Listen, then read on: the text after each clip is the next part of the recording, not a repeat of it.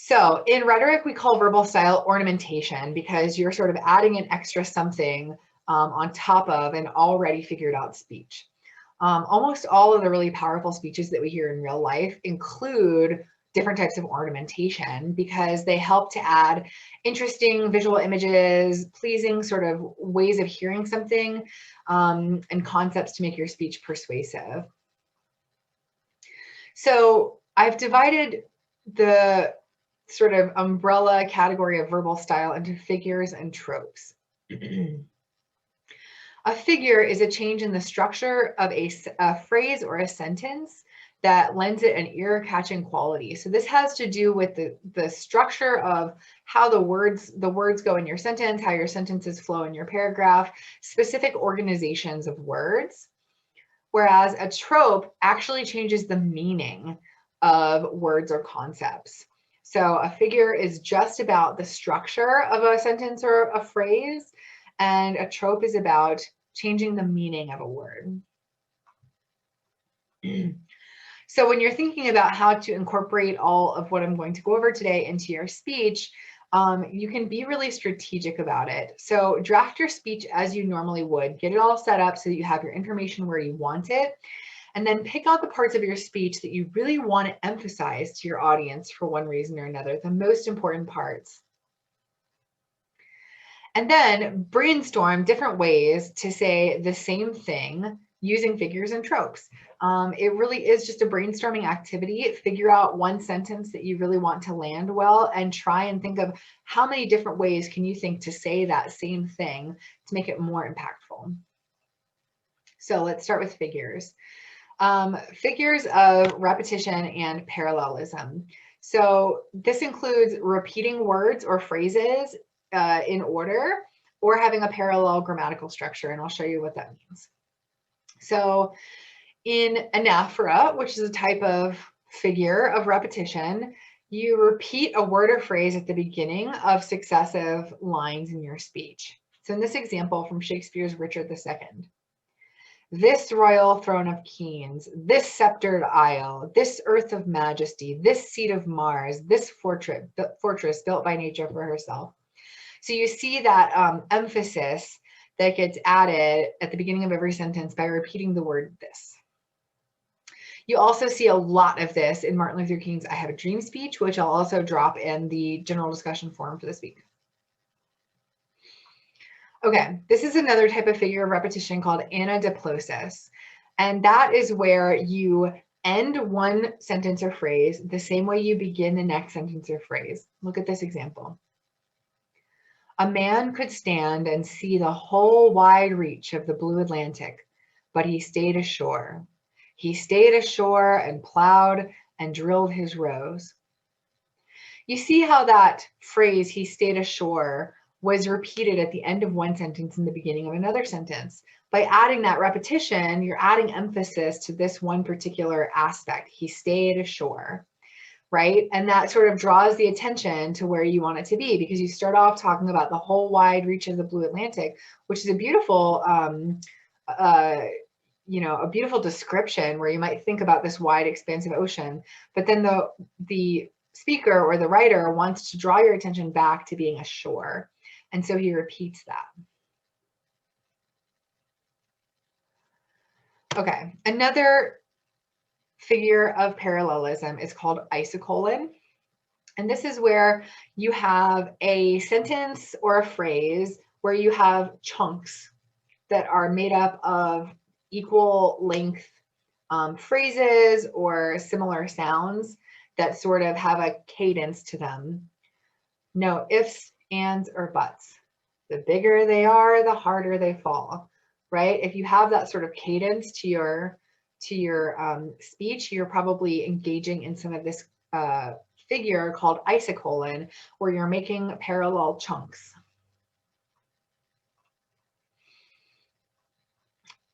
Another figure of parallelism is called Klimax. It's not misspelled. Klimax with a K is actually a Greek term. And this is when you put your ideas in such an order that they grow progressively toward a conclusion. And the key is that you want to build meaning in that. So when we have Look up in the sky. It's a bird, it's a plane, it's Superman. We have that sort of progression. And if you think about, well, why it's a bird, it's a plane, it's Superman? Why not it's a kitten, it's a cat, it's Superman? Or it's a house, it's a dog, it's Superman. Well, think about the qualities that we're building up by using these words. It's a bird, it's a plane. What qualities are we building? It's, well, partially to do with flight, right? Something that can fly. Birds and planes and Superman all fly. And then you also have, from the bird to the plane, an increase in speed as well. So you have something that flies, and then something that flies really fast. And so by building up those ideas, things that fly really fast, then the last thing in that progression is the thing that flies the fastest, right? So think about the elements in your progression and what you're actually building up to. You'll often see these things together. So in this example, we have Isocolon, which is that sort of similar size chunks, and Klimax, where we're building up to something in this quote. Rosa sat so that Martin could walk. Martin walked so that Barak could run. Barak ran so that our children could fly. So that thing that we're building up, right, it has to do with mobility, because first we sit, and then we walk, and then we run, and then we fly.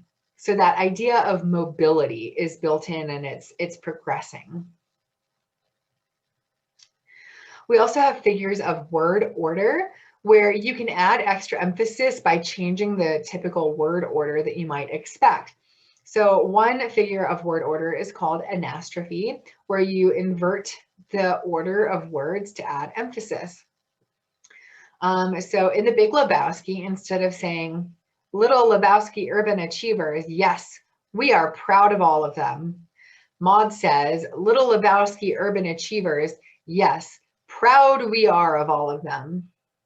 Proud we are is not standard syntax, standard American English syntax. Normally you would put the subject and then the verb, but here we put the verb first. And by doing that, we are both highlighting that part of the speech, the fact that we're proud of them, and we're also changing the emphasis from us to proud, right? And so it brings that emphasis out. Another figure of word order is called Enallage, which is a slight deliberate mistake or non-preferred grammatical usage. This can also include code switching that makes a sentence stand out. So Thunderbirds are go. Are go is not standard American English, right? But you might use that for a particular type of emphasis. For instance, in the way like military commands are given or radio commands. You could do it for a funny reason. The double cheeseburger was eaten by me. And here we're not using incorrect grammar, but it's unusual to say something like that in passive voice. And you might say something like that if you're trying to back away from the responsibility of something. You put it in passive voice and make yourself sound less responsible for it. A figure of omission is called ellipsis, and that's when you intentionally leave something out, assuming that your audience will be able to fill it in. For example, the average person thinks he isn't. What's missing? The average person thinks he isn't what? Average, right? So another category of figures is figures of contrast. And in the following figures of contrast, what you need to make them work is balance, which means that the two sides of the figure need to be fairly well weighted, and contrast, which means that the two ideas should be opposed to each other. So in antithesis, you are setting up two or more phrases and joining them together into opposed but related ideas. So the most classic example of this is one small step for man, one giant leap for mankind. So we have the small step over here and the giant leap over here. They're balanced, right? Because I just have that phrase, one small step for man and one giant leap for mankind. It's the same weight in the phrase. And then the small step and the giant leap are opposed to each other because they're sort of opposites of size. There's another type of antithesis where you can have a double antithesis, a double reverse antithesis is called chiasmus. Let's see, I'm going to drop an example of this into the general discussion forum so that you can see what I'm talking about. There are also examples in your assigned reading for this week. And that was all of the figures. So you can see that in the preceding section, all of these figures that I just talked about have to do with the order of words or the order of parts of sentences. And we haven't really changed the meaning of anything. But when it comes to trope, you are changing the meaning of a word or a concept.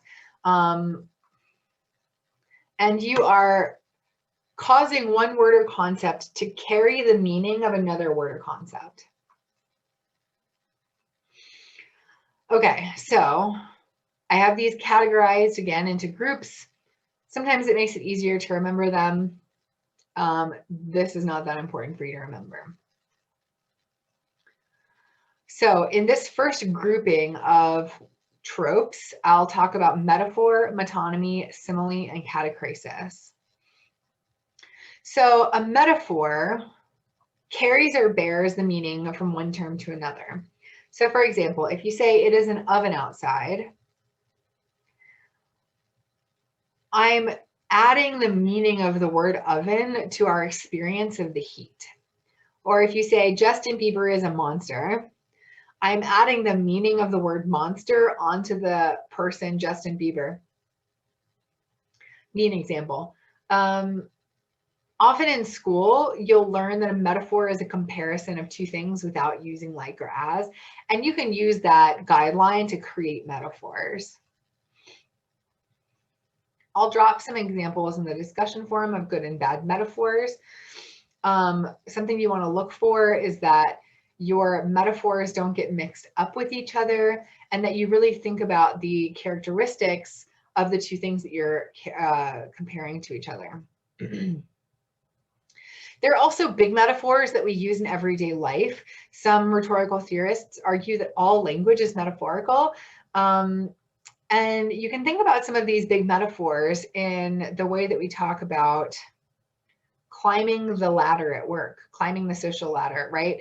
The metaphor of verticality is an important one in our language where we talk about moving on up, right? Or I'm going to reach such great heights in my career, or I'm feeling really low, right? That doesn't mean I'm feeling like down here. It means I'm feeling bad. Martin Luther King used this a lot, right? Like to the mountaintop, and then we can look back and see down in the valley. Metaphors of verticality are really important. We also use metaphors of war, of struggle, of conflict when we talk about, you know, what's your position on this issue? Well, you don't have a physical position on an issue, right? It's your thoughts about an issue, and that's that sort of positioning, strategic kind of language is metaphorical. In fact, we use metaphors in our everyday language so often that they become what are called dead metaphors, where we don't even recognize them as metaphorical anymore. They come to literally mean what they figuratively originally meant. And if you want to Google what a dead metaphor is, you'll find a lot of really interesting examples, and you'll start hearing dead metaphors all over the place that you maybe not didn't realize were metaphors before. So metonymy is a type of metaphor, actually. But instead of just comparing two random things like Justin Bieber and a monster, you're actually comparing two things that are related to each other by some connection. So for example, if we say the suits on Wall Street walked off with most of our savings, we don't mean like an actual suit walked away with our money. That suit is standing in for the person who wears the suit, right? The finance people. Or when we say Hollywood is obsessed with this new diet, Well, the city of Hollywood is just a place, right? It can't be obsessed with a diet. But we use the word Hollywood to stand in for the film industry, or like actors and actresses who work in Hollywood. And so there is some sort of really close connection between the thing that's standing in for something else. Synecdoche is a specific type of metonymy where that relationship between the two things is a part to a whole. So, you know, the suit and the person who wears the suit, that's not really a part in a whole relationship. But if I talk about your ear versus your whole self, maybe that's a part to a whole, right? So when we say, lend me your ears, or I could use an extra pair of eyes on this paper, or how many boots are on the ground, then we're using a synecdoche. Simile is another type of trope that is like a metaphor in that you're bringing the meaning from one concept to bear onto another, but you make that comparison explicit using like or as. So I have a silly example that I'll drop in the discussion forum, but usually the difference between using a metaphor and a simile is that you would want to use a simile when you need to call out the aspect you're comparing. So if I say, he's like a shark, you really might not understand what I mean by that. Because there's not a clear connection. We don't share some sort of a cultural understanding about what it means for somebody to be a shark necessarily.